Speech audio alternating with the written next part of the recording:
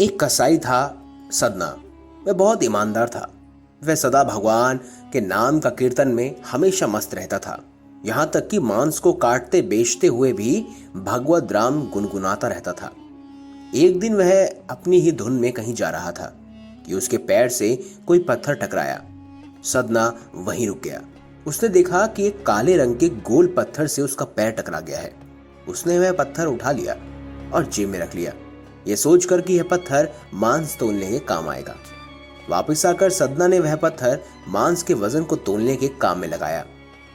कुछ ही दिनों में उसने समझ लिया कि यह पत्थर कोई साधारण पत्थर नहीं है। जितना वजन उसको तोलना होता है वह पत्थर उतने ही वजन का हो जाता है। धीरे धीरे सब जगह यह बात आग की तरह फैलने लगी। सदना कसाई के पास वजन करने वाला पत्थर है। वह जितना चाहता है पत्थर उतना ही तोल देता है। किसी को 1 किलो मांस देना हो तो तराजू में उस पत्थर को एक तरफ डालने पर दूसरी ओर 1 किलो का मांस ही तुलता है। अगर किसी को 2 किलो चाहिए तो वह पत्थर 2 किलो के भार जितना भारी हो जाता है। ये बात गांव में आग की तरह फैल रही थी। इस चमत्कार के कारण उसके यहाँ लोगों की भीड़ जुटने लगी। भीड़ जुटने के साथ ही सदना की दुकान की बिक्री भी कई गुना बढ़ गई। धीरे धीरे बात एक शुद्ध ब्राह्मण तक पहुंची। हालांकि वह ब्राह्मण जैसे अशुद्ध जगहों पर नहीं जाना चाहता था जहां मांस कटता हो या बिकता हो, किंतु चमत्कारिक पत्थर को देखने की उत्सुकता उसे सदना की दुकान तक खींच लाई। दूर से खड़ा वह ब्राह्मण सदना कसाई को मीट तोलते हुए देखने लगा। उसने देखा कि कैसे वह पत्थर हर प्रकार के वजन को बराबर तोल रहा है। ध्यान से देखने पर उसके शरीर के रोए खड़े हो गए। भीड़ के छटने के बाद ब्राह्मण सदना कसाई के पास गया। ब्राह्मण को अपनी दुकान में आया देखकर सदना कसाई प्रसन्न भी हुआ और आश्चर्यचकित भी हुआ।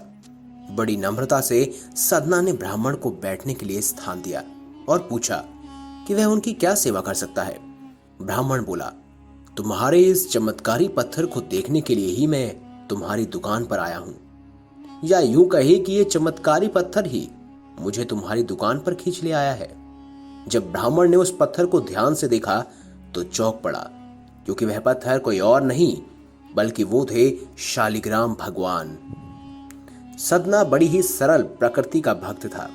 ब्राह्मण की बात सुनकर उसे लगा कि अनजाने में उसने पाप किया है, क्योंकि बातों ही बातों में उन्होंने सदना कसाई को बताया कि जिसे वह पत्थर समझकर मांस तोल रहा है वास्तव में वह शालिग्राम जी हैं, जो कि भगवान का स्वरूप होता है। शालिग्राम जी को इस तरह गले कटे मांस के बीच में रखना और उनसे मांस तोलना बहुत बड़ा पाप है। अनुनय विनय करके सदना ने वह शालिग्राम उन ब्राह्मण को दे दिया और कहा कि आप तो ब्राह्मण हैं, आप ही इनकी सेवा परिचय करके इन्हें प्रसन्न करें।